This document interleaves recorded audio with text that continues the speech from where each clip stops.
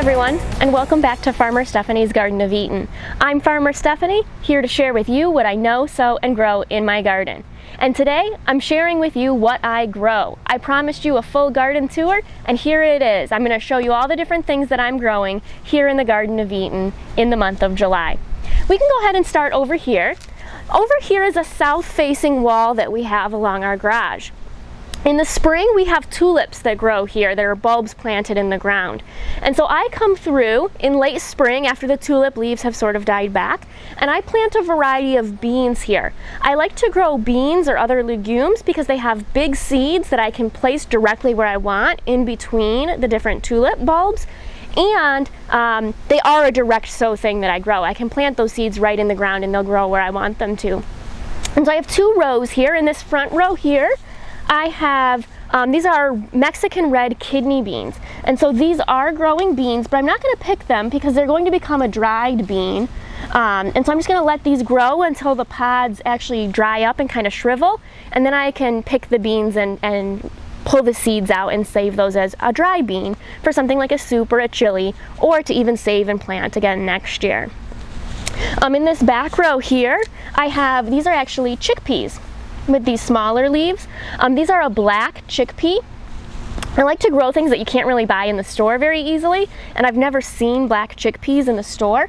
And I really like the way that these plants look. The leaves are very soft and almost velvety, and they have these really pretty small purple flowers on them in these chickpea plants. And so I have that row of Mexican red kidney beans, and I have this row of black chickpeas here. I also have different things growing in these containers behind me. Right here in this darker brown pot, these are Jerusalem artichokes, also known as sunchokes. And these are a tuber that you can pull out after a frost. Usually they sweeten up a little bit after a frost. And so I grow these in a container because they can be considered invasive. They spread very, very easily. And so I have these. They don't have flowers on them yet, but sometimes in late summer they get really small, delicate yellow flowers. They're really, really pretty. And then in this pot here, this is a marshmallow. This marshmallow was traditionally what marshmallows were made out of, from the root more specifically, mixed with sugar, and it's kind of makes a gelatinous type of a substance. I like these because they do have, again, these kind of pretty flowers. They're a little bit more ornamental, and so I have these here, again, in a pot because they can become somewhat invasive if you were to plant them directly in the ground. We have, of course, along the two big trellises, these are my Arctic kiwi. Again, they have not produced any fruit. Sometimes they can take up to 10 years, I've read, to produce flowers and fruit. I've had these for maybe about 4 years now, and so we'll wait and see. Hopefully one of these years they'll make some kiwi. But they are kind of pretty. They do have these different red stems and kind of these pretty leaves. Sometimes the leaves can turn a pink or a white color. I've never seen that happen with mine, but I've seen it in pictures. So we'll see how these continue to fill out and grow as they mature, and hopefully eventually I'll get some fruit from them. And then of course here in my 3 pink pots, I have my sweet potatoes. I've talked about those in previous videos. They're just cooking away and growing, and the anticipation of picking them in early fall when it starts to get cooler and just dumping these pots out and seeing what's underneath there. There's really no way to know right now what's in there, but we will see. And then I have 2 more containers here. Of course, I have some marigolds in this one, and I have a pepper plant here. This is called a fish pepper. It makes a pepper very similar to a jalapeno, but they can be white, and they're traditionally used in chowders, like fish chowders, because they maintain that nice white color for a white soup or stew or chowder. Now, the plant itself isn't very big. I've never grown these before. I would have expected it to be a little bit bigger. Sometimes things grown in containers stay smaller, so we'll see if it actually produces any peppers or not. But the leaves are kind of cool. They have that mottled green and white appearance to them, and so again, kind of a nice aesthetic.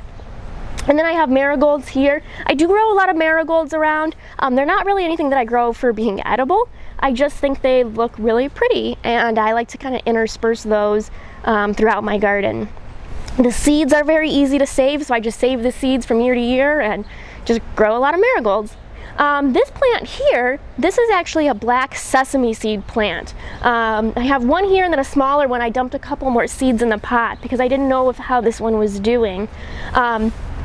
These flowers here on the sesame seed plant will eventually turn into little pods, and the seeds will form in that pod. And so again, early to late fall, we'll pick those sesame pods off and see if there's seeds inside. So that's the south-facing little patch along the garage.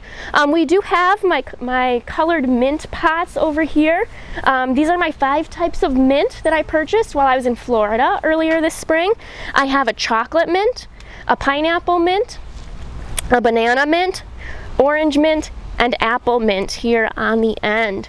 And so they do have just slightly different flavors. I'm thinking pretty soon here I'll be picking those and maybe making some tea out of them, maybe drying the leaves and making a tea. So we'll see how that turns out. I do need to start picking them to encourage them to stop flopping over the side and form a little bit more of a bushy habit. And so I think I'm going to come through and trim these all and then dry the leaves that I pick off when I do that for some different teas. Coming back over here towards the main garden, we have all of my planters on the deck. We have the blueberries here. They are starting to get, it's a couple ripe ones. I got a ripe one there. So I do like to just kind of pick them off as I go throughout the garden. These plants, sharing a pot with the blueberries, are actually cranberries. I have just some little tiny ones there. I got these last year, so they're still establishing themselves. They don't have a whole lot of fruit on them yet, but I hope that they will eventually. I like to grow blueberries and cranberries in the same pot because it really makes use of space. The cranberries start to sort of flop out over the edge. They have a very trailing habit, and they both like really acidic soil. It's very difficult to maintain acidic soil in the ground in my experience, but by putting them in these planters, I can actually really control the characteristics of the soil very easily. And so I fertilize these once or twice a year with an acid-loving plant fertilizer, and all the plants are doing really well in those planters. I have these other planters, sort of barrel type appearance, and these I have an eggplant in the middle, and then different types of flowers around, mostly marigolds. And so in each of these I have, in 2 I have Antigua eggplant, which are purple and white striped, and in 2 I have a red ruffled eggplant, which is also sometimes called pumpkin on a stick. And I haven't grown these before, but I got the seeds a couple years ago. And so I'm really excited to see how those eggplants turn out and if they really do look like pumpkins. They might not taste very good. I've read that they're very bitter, but I just think they were too cool to not try to grow. And then we're into what I consider the main garden, this main strip of about 4 feet depth that kind of goes all the way around the perimeter of the backyard. So this is where I was showing you before that I had been growing those peanut plants and the squirrels dug them all up.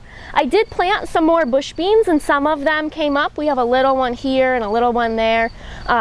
But these marigolds are also really helping to fill in the space, and so I'm just going to leave the rest of this kind of empty, I think, and hope that these 2 bush beans will kind of fill out and get a little bit bigger.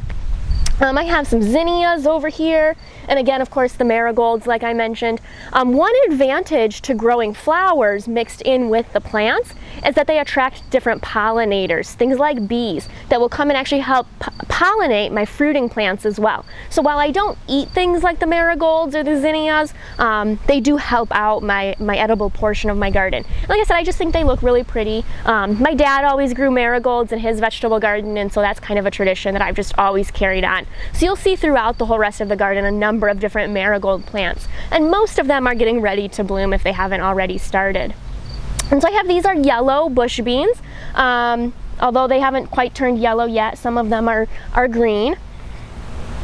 I have these planters over here. Each of these black planters has the same thing. They have a basil plant. These were all supposed to be purple ruffles basil. Some are a little bit more purple than others. This one's a little bit dried out. I just watered it. So I have the basil, and then I have a Tiny Tim tomato plant. This is a dwarf tomato or a micro tomato plant, and so I have a couple ripe here ready to pick. The tomatoes themselves are a little bit smaller than maybe even a traditional grape tomato, but they stay really nice and small, so they're perfect for small areas or small containers. I've often joked that I should start growing these over the winter in a windowsill, and maybe one of these years I will. And then the third thing in each of these planters, while not doing so well, is a sweet sunshine pepper, and those are still pretty small. Again, it's a variety of pepper plant that stays smaller. You might often see them in something like a hanging basket, but they're just not doing well. I think they're getting shaded out by some of these taller plants around the area. So I try to spin them a little bit, get them some more sun, but I think they're just getting shaded out with how low they are in the planters. But I have my tiny Tims and my basil there. And then as we start to come around, again, these are some really tall marigolds. I have some more bush beans down here. See if they have any beans on them. This one does, a couple right here. So again, these are probably ready to pick, these yellow bush beans here. And we add those to salads, or if I have a whole handful of them, maybe cook them up with dinner. These two plants here are borage. They are a flowering herb plant. They're very flappy, and so I've tried to prop them up with these tomato cages here. These can be used again for something like a tea. You could dry the leaves and put them in soups or stews. They have sort of a cucumbery kind of a taste. I don't think the leaves are great raw for salads because they do have sort of a fuzzy texture. But they're great for a refreshing drink. Some people freeze the flowers in ice cubes to make some pretty ice cubes. So there's all kinds of things that you can do with that borage. And it self-seeds very readily. And so I actually grew borage last year in this spot, and these are plants that just came up that I didn't weed out or pick out this spring. Moving into this area of the garden, this is now east facing, and so it doesn't get very much sun in the afternoon after about 1 or 2 p.m. And so I've been trying to experiment with growing different things here that maybe don't need as much sun. And so we do have 2 eggplants on either side of my cucamelons. Those are again that red ruffled eggplant. Not really growing yet, but they do have some flowers. So we'll wait and see what happens. But it's doing really well. I think it's doing okay without the afternoon sun. We do have my sort of wall of cucamelons or Mexican sour gherkins. Again, this is the first year that I've been growing these, and I've actually never tasted one before, but I do have some ripe ones all in here. So I'm gonna pick one and taste it right now, and I'll let you know what I think.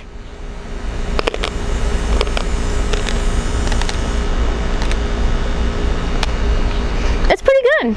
It's almost exactly like it's described. Definitely cucumber, but a little bit of tartness, a little bit of lime. I like it. I think those are gonna make some really, really good pickles. And so that's doing all right. You can see that it is starting to sag in the middle from the weight of the plant. And so I think next year if I were to do this netting trellis again, I would put another taller stake in the middle there to help prop it up. But overall, those plants are also doing really well there. I'm gonna go through and pick the rest of these cucamelons. And I think they'd be good in salads, as pickles. Those are a keeper. I'll probably grow these again already just from that one that I've tried. So down here, I'm having a little bit less luck. This is a row of leeks right here, and they're doing okay. And I do have a dill plant here that's doing okay. But right in here, I had another row that I had planted of Hamburg rooted parsley, which is a parsley plant where you would eat the top like you would a leaf parsley as an herb or a seasoning for different dishes, but then the bottom turns into a root that almost looks like a carrot or a parsnip. It's very starchy, and you were supposed to be able to dig that up at the end of the season and eat that sort of like you would a potato. As you can see, none of it came up, and I'm not really sure what the reasoning was for that. It was a new packet of seeds that I had bought, so I don't know if it was just a bad packet of seeds that I got from the vendor, if it's not getting enough sun, or if it's because of how much rain we've gotten this spring and summer.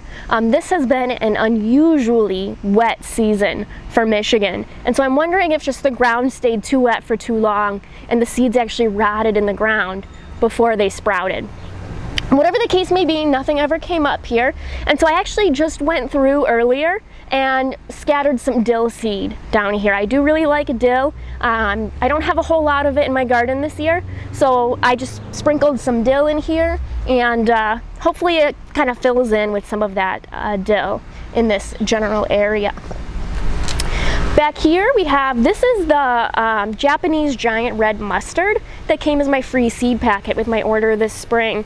And so I haven't picked any of it yet. Mustard tends to be a little bit bitter. You can see the bugs have been enjoying it though, all the holes in that leaf. I've been having a really bad problem with bugs this year, and I'll have to research maybe what to do for next year. But you can see also that it's bolting. Bolting is when something like a leafy plant goes to seed. So it actually has started to form flowers. Oftentimes when a plant bolts, the leaves become really, really bitter because all of a sudden the plant is putting all of its energy into the flower and making the seeds. And so I'll have to try this, pick some of the leaves, and then maybe figure out a solution for the bugs later. I have just a couple more of those chickpeas back here. These were actually plants that I had accidentally let get sun scalded earlier this year. If you remember, that was one of the mistakes that I made, is I left the plants out in the sun for too long, and I didn't think they were going to make it, but I didn't want to completely give up on them, so I just kind of stuck them in. This was a spot that was not overgrown with mustard when I first stuck them in the ground there, because it was just kind of an empty place to stick them, and they did recover, and they're growing okay. And in fact, these are doing pretty good without the afternoon sun as well. And so those might be something that I repeat, maybe in this general area as opposed to over on the south-facing part of the garage. And so then over here is really just a symmetrical version of what I had over here. I had my row of Hamburg rooted parsley, and it looks like I had maybe 2 plants that came up here. So I'll at least get to try it, I suppose. Then I have another row of leeks and a couple dill plants. Oops. The red ruffled eggplant and the borage. And so this is kind of a symmetrical area, but we have a little bit of empty spaces, and so we'll see if that dill comes up and fills in. Things like herbs and leafy plants, things that aren't putting a lot of energy into producing a lot of fruit, don't need as much sun. And that's why I'm experimenting with things like leafy plants and herbs in this area that doesn't get as much sun. And then as we come over here, I have, this is fennel. Traditionally, fennel is not supposed to be grown near very many other plants. If you follow companion planting, which is planting plants together that do beneficial things for each other, fennel doesn't have any friends. And so I tried to put him kind of over here in the corner away from some of the other plants. And so that's my fennel plant. I have a kale plant here. Again, the bugs are just wreaking havoc on really all of my kale and cabbage and everything like that. My marigold. And this is a zucchini plant right here. I haven't had any zucchini yet from it. I've had some flowers. Again, this has just been a really weird year. It's been very wet, and I've been hearing from a lot of my friends and colleagues in the area who have vegetable gardens that they haven't really been getting much fruit out of their gardens. And we all sort of suspect it's because of just how waterlogged the soil has been for so long. Really unusual for this year. But I do have some flowers on there, and so hopefully we'll dry out a little bit in August and start picking zucchini and some of the other plants that I haven't been able to get any fruit from yet. This is my Chinese red noodle bean. This was the one that I replanted. So I actually have, this is started to grow up the trellis. Hopefully in the next couple weeks it'll start shooting out flowers and actually start making those really beautiful long red beans hanging from this. This is actually a shepherd's hook. It's meant to hold hanging baskets, but I kind of like it just as a trellis for some of my beans that I like to see just kind of hang down. Speaking of, I have pole beans back here on this back fence as well. These are purple pole beans. You can see that they do have some flowers started. I haven't picked any beans yet, but these will make purple pole beans. So I grow green beans, as it were, but the beans that I grow are actually yellow and purple, just because I think that's a little bit more fun. So hopefully we'll be getting some beans from there soon. Back here I have some more kale, and I have a row of mammoth red cabbage. Again, it's gotten kind of hot, and so I was kind of hoping these would grow faster, but again, the bugs put a lot of damage on them earlier this spring. So they might rebound yet and start growing well in the fall, hopefully. This was a Brussels sprout that the bugs tore apart. And so you can see I have kind of a lot of empty space. This back corner was where I had initially tried to grow corn, and it's kind of just empty. And so I think what I'm going to do is I have a lot of old pea seeds, sugar snap peas, and so I think I'm just going to take those seeds and kind of plant them all in all of my holes back in this area. Peas are a cooler weather plant, and so I think if I plant them in early August, they'll be ripening in the cooler weather of October, and that'll probably be just perfect for what peas like as a prime environment for them. So I don't know if I'm going to keep trying to let these cabbage go, or if I'll just kind of give up on them and try to replant. I'll probably let them go and see what happens. And like I said, I'm going to have to research something for the bugs for next year. I've never had this problem really before. And so I don't know if it's related to the weather and the rain, or if it's just kind of a permanent problem I'm going to have in this area. But that'll probably be something to research in the winter months when I'm not actually out working in the garden. I'll start researching solutions to problems that I had this year so that I can implement them next year. And so that's this back section. And then over here again, it's a little bit symmetrical. I have, this was supposed to be another red noodle bean. It's just not doing well. I have the replanted one isn't doing well. So I don't know that those are ever going to take off. But then I have another zucchini here. I have in these two brown pots, these are chocolate mint cuttings that I took from the parent chocolate mint plant earlier this year. And the squirrels like to jump down out of this tree onto the table and knock the pots over. So I need to find another place for them. But that's, to me, just kind of fun that those were cuttings from the parent plant, sort of as proof of concept for making cuttings of my mint plants. And so then moving into this area over here, this area does get more sun on this side of the yard. And so I have some of the heavier producing plants that really thrive with a lot of sunlight on this side: my cucumbers, my peppers, my tomatoes, and my eggplant.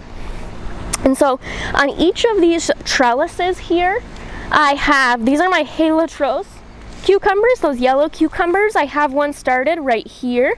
I just noticed him the other day, so we'll let him get a little bit bigger. But I have quite a few flowers, so hopefully soon I'll start getting cucumbers.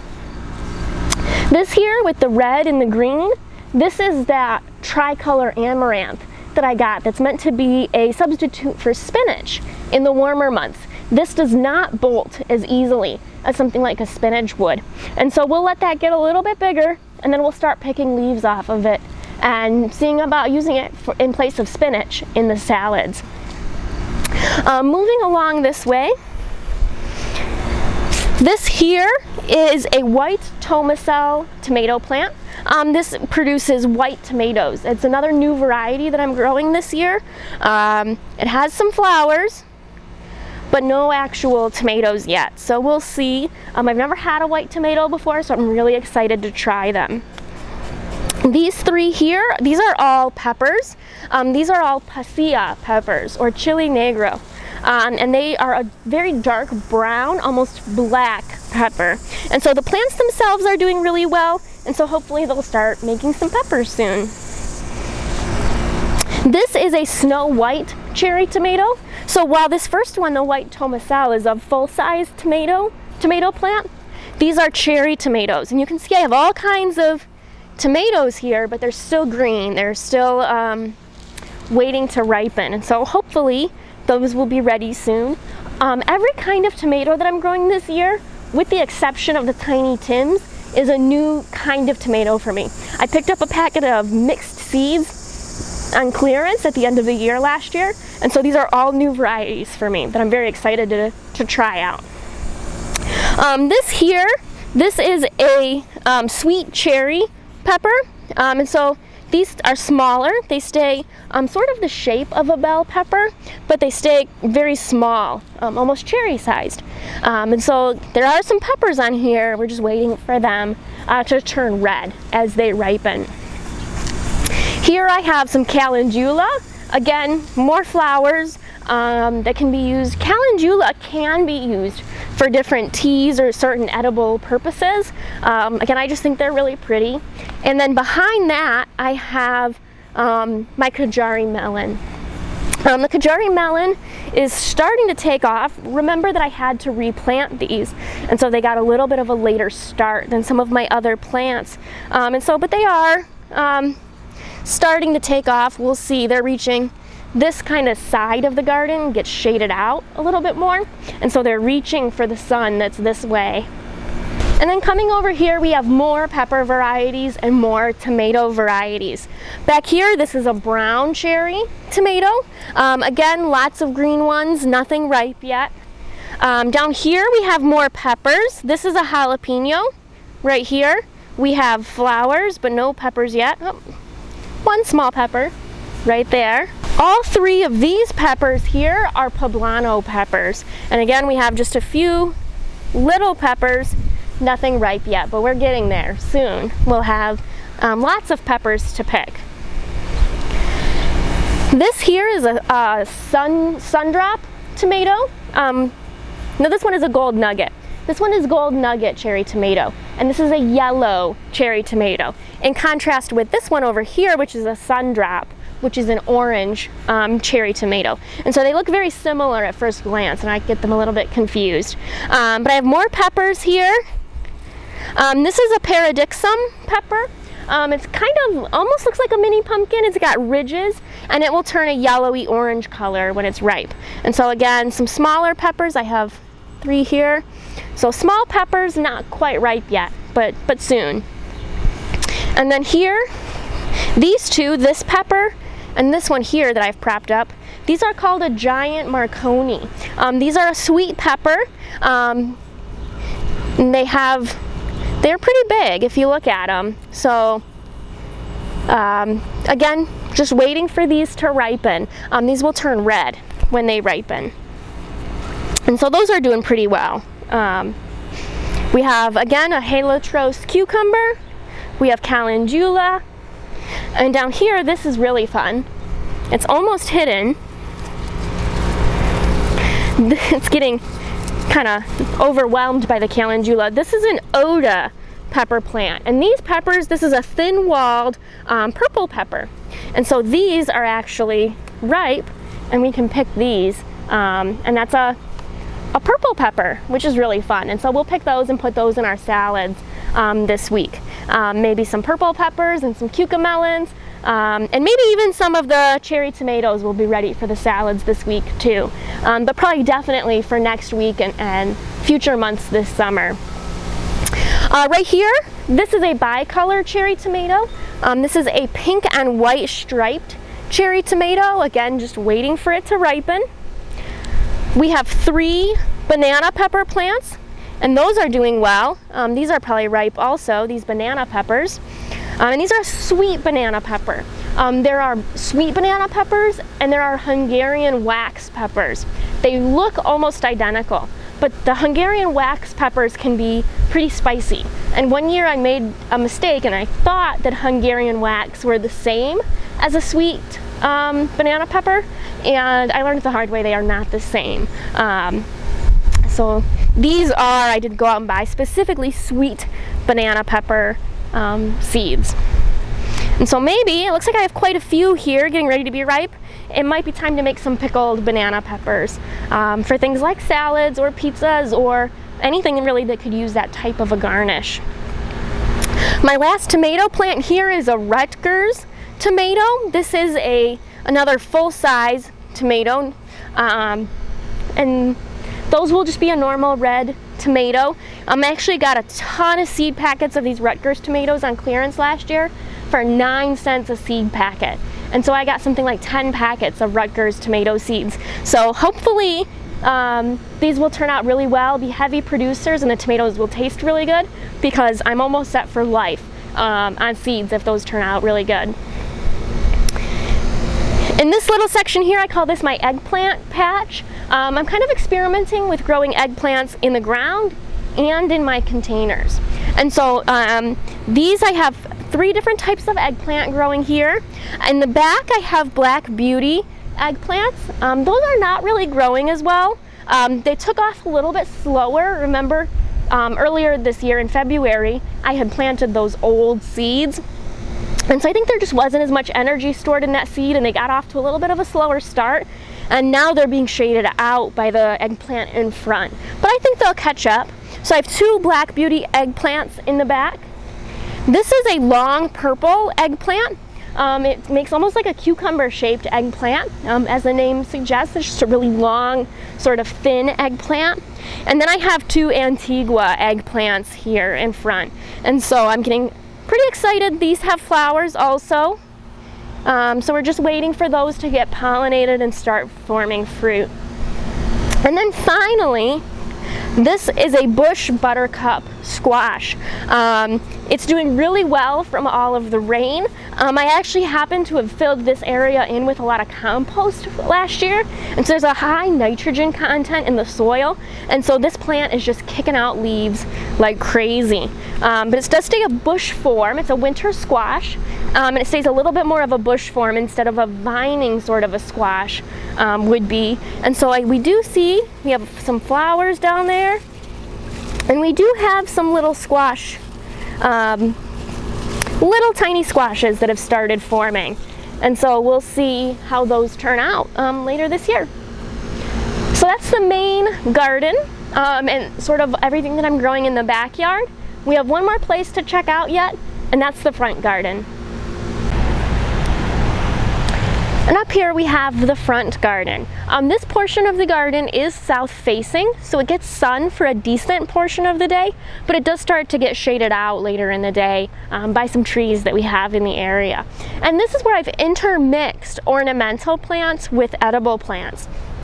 And so I have up here in the front, this is a basil. This is that cardinal basil that I picked out. It doesn't have any of those really big purple flowers yet, but hopefully soon it will start putting out flowers and look really pretty. But it does smell exactly like basil, and it tastes like basil, so that's a fun little ornamental thing to grow up front here.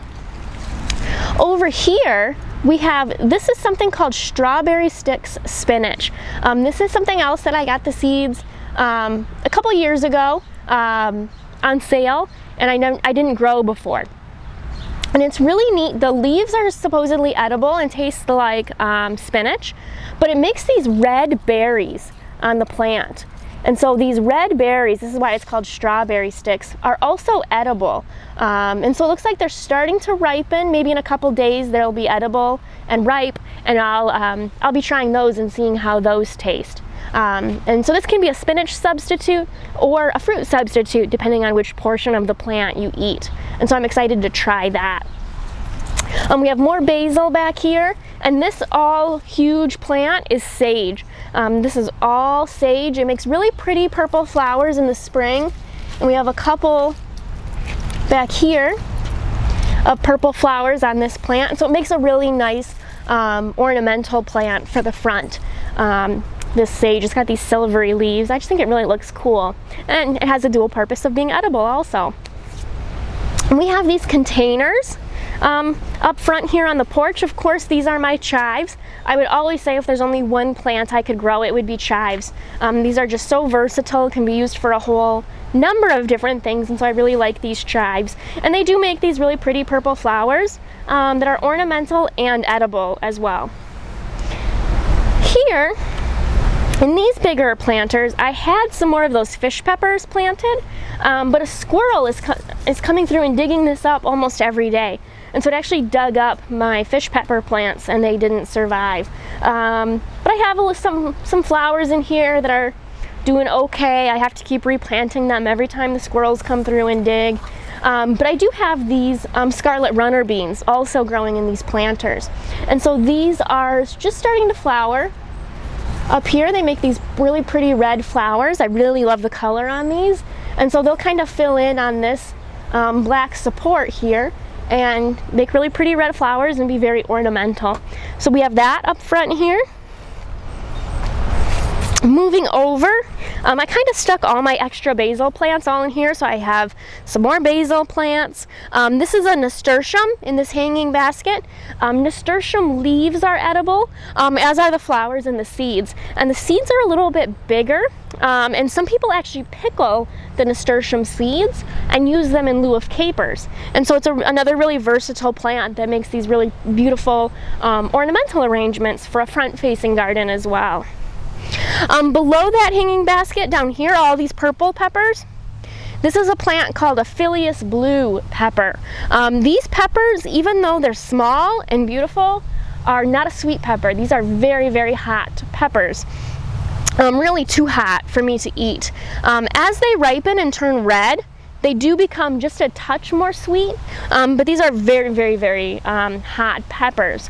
What I'll probably do with these, as they ripen and once they're fully ripe, I'll pick them and I might dry them and make a powder. And I might try next year using that pepper powder in my planters to try to dissuade the squirrels from digging in there, to kind of get a dual purpose. And so that, I think, will be one of my experiments for next year, is trying to use spicy hot pepper powder to deter the squirrels and other rodents and creatures that are digging in my gardens and disrupting my plants. But it just looks cool. Again, it's a very ornamental plant. I really like it. It would be good for a hanging basket as well. And over here, I have a surprise for you. There's always a surprise in the Garden of Eden. My asparagus plants did finally pop up. I have 3 asparagus plants here. Here's one, and here's a second one, and here's the third one. This one was the first one to come up, so it's the biggest. And so they make these really fern-like plants. They're kind of falling over because they're reaching for the sun. And so I might have to stake these here in this little bit of a shadier area. But I'm very glad to see that they did come up. I will keep taking care of them throughout this year. Next year when they come up, I still won't pick them because I want them to put a lot of energy into making roots. And so probably in about a year and a half, I'll be able to pick these when they come up in the spring. And so, but I'm really excited that they survived. I was really, really excited when I saw that they came up. I do have some lavender here. Lavender can be used for teas and different flavorings. Some people make lavender jelly from the flowers.